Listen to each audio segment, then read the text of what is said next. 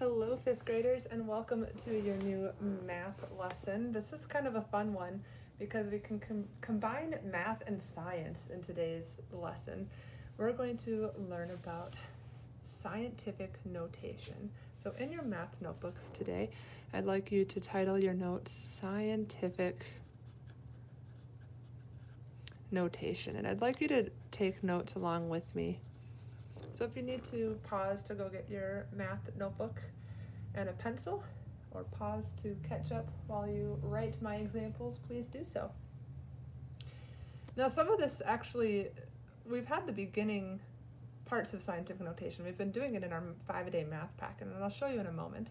But I wanted to remind you, when we multiply a number times 10, 5 times 10, okay, we know that that's easy. 5 times 10 is 50. What we're doing here, when we're multiplying by 10, is we're changing the place, we're multiplying it by a place value. So we're moving the decimal. When we multiply by 10, we're moving our decimal, which is originally right here, and we're moving it to the right once. Okay, so we have the number 5. We multiply it by 10, we have to move our decimal over one time. Since there's no number there, we need to add a 0, and it equals 50. Same thing here, 5 times 100. Well, we know that's 500. We can do the same thing. We start with a 5. Since we multiply it by 100, that's 2 zeros. So we need to move our decimal over once, twice. We can do the same thing with 5,000. 5 times 1,000. We know that's 5,000. We start with 5. Since we have 1, 2, 3 zeros, we move our decimal over once, twice, 3 times. Now we've been learning about exponents in math. We know that 100 is equal to 10 times 10. There's another way we can write 10 times 10. Now, scientists and mathematicians alike, they want to write the simplest form of a number. So you could maybe say they're a little lazy. They just want to be quick with their writing. And so writing out 10 times 10, for some of them, they're like, oh, that's going to take me forever. There's got to be a shorter way to write 10 times 10. And we know that a shorter way to write 10 times 10 is 10 to the power of 2. That's what we learned in like our place value hierarchy. 1,000 is the same as 10 times 10 times 10, or 10 to the power of 3, because we need to multiply 3 tens. We'll better put up here, 10 is just equal to 10 to the power of 1. We'll do one more. 10,000 is 10 times 10 times 10 times 10, which is equal to 10 to the power of 4. And there's a little trick here. 10 has 1 0, so it's 10 to the power of 1. 100 has 2 zeros, so it's 10 to the power of 2. 1,000 has 3 zeros, 10 to the power of 3. 10,000 has 4 zeros, so it's 10 to the power of 4. We're also moving our decimal 10 to the power of 1. We move our decimal once. 10 to the power of 2. We move our decimal twice. 10 to the power of 3, we move our decimal 3 times. So let's apply this here to some real life situations. In many scientists deal with some really, really, really big numbers. And remember, scientists like to write numbers as simple as possible.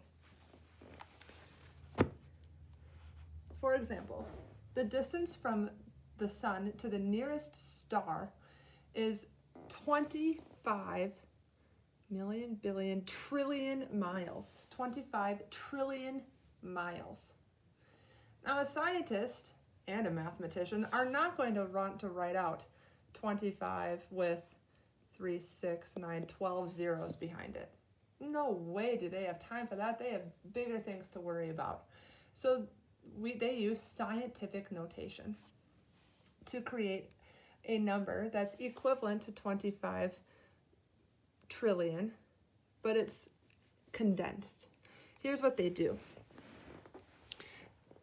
They take, the number has to be between 1 and 10. Right now it's 25 trillion. We need to get it so the decimal, right now the decimal's over here.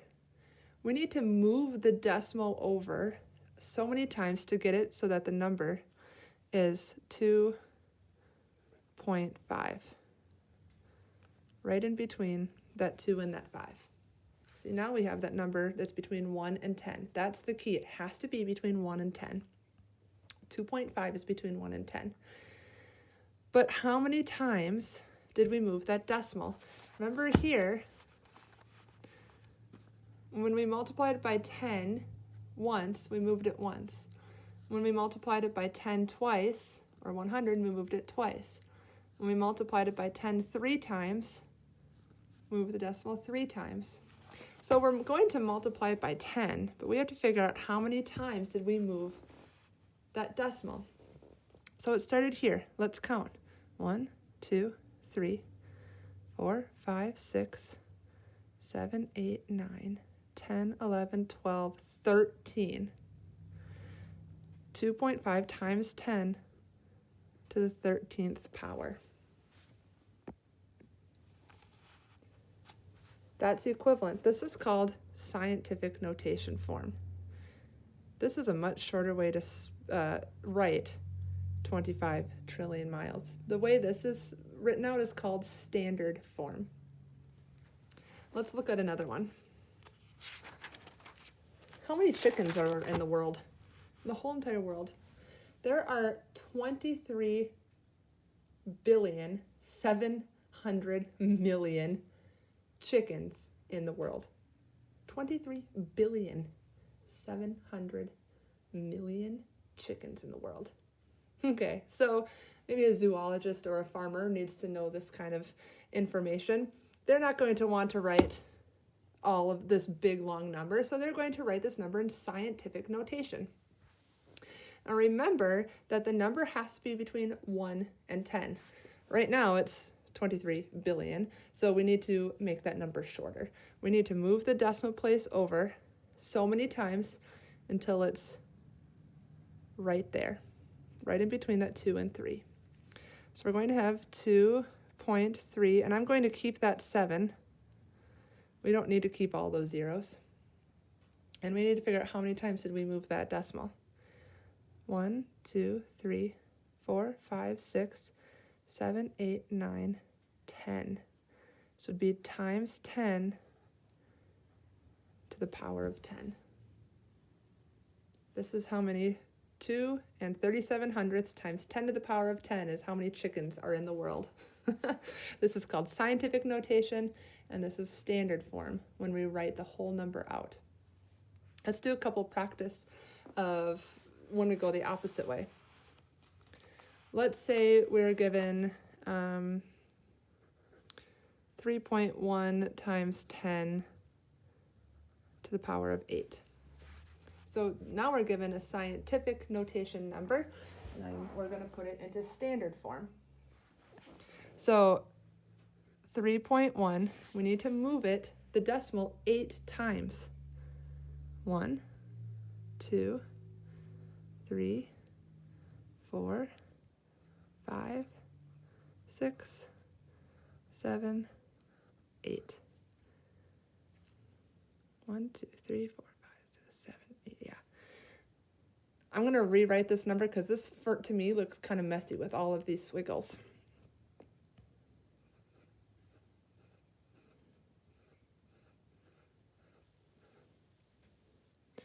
And let's add some commas so we can read this. So 3.1 times 10 to the 8th power is the same as 310 million. This would be standard form. Let's do another one. How about if we give you the number, 2.865.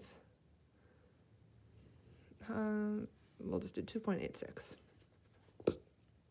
times 10 to the power of, 12.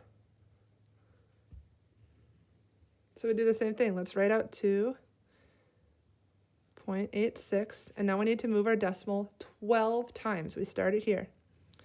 1, 2, 3. Since there are no numbers, we need to add some zeros. 4, 5, 6, 7, 8, 9, 10, 11, 12. Whoa, baby. Let's see. We've got 1, 2, 3, 4, 5, 6, 7, 8, 9. I'm going to rewrite the number. 1, 2, 3, 4, 5. Just so it's cleaner. There we go. 2.86 times 10 to the power of 12 is equal to, oh goodness, let's see. This would be million, billion, trillion. So 2,860,000,000,000 would be this number in standard form. I want to do one more and we'll go the other way. Let's say I give you a standard form number, like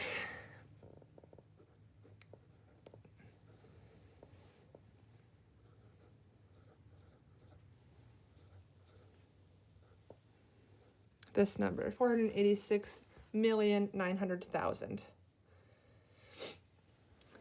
All right, well, right now the decimal is here. We need to move that decimal a certain amount of spaces to the left so that our number is between 1 and 10. To get our number between 1 and 10, we need to put the decimal here. So it'd be 4.869. Now this is what I like to do. This is kind of getting to be a big number. When it gets past the hundredths decimal point, I like to round.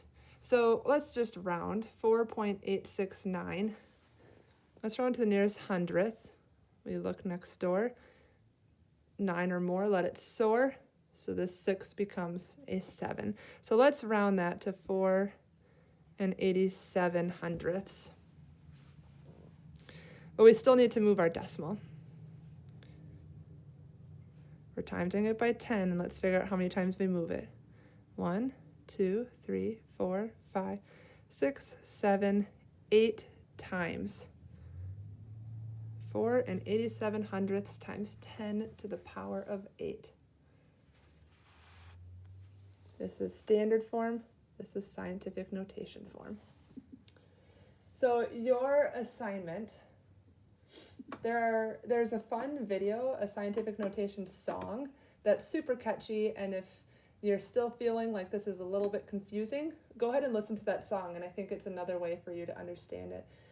There's also a link on the Canvas page that is another way that they describe it if you are still not quite sure. If you're still stuck, come to office hours and Mr. Shively or myself can help you. So your assignment is to choose a topic with large numbers. There's some resources on Canvas. Maybe space has a lot of big numbers, like distance from different planets in miles, like distance from the sun to Earth, different distance from Earth to Pluto, things like that.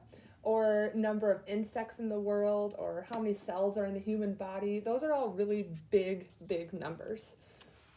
Like I used how many chickens in the world.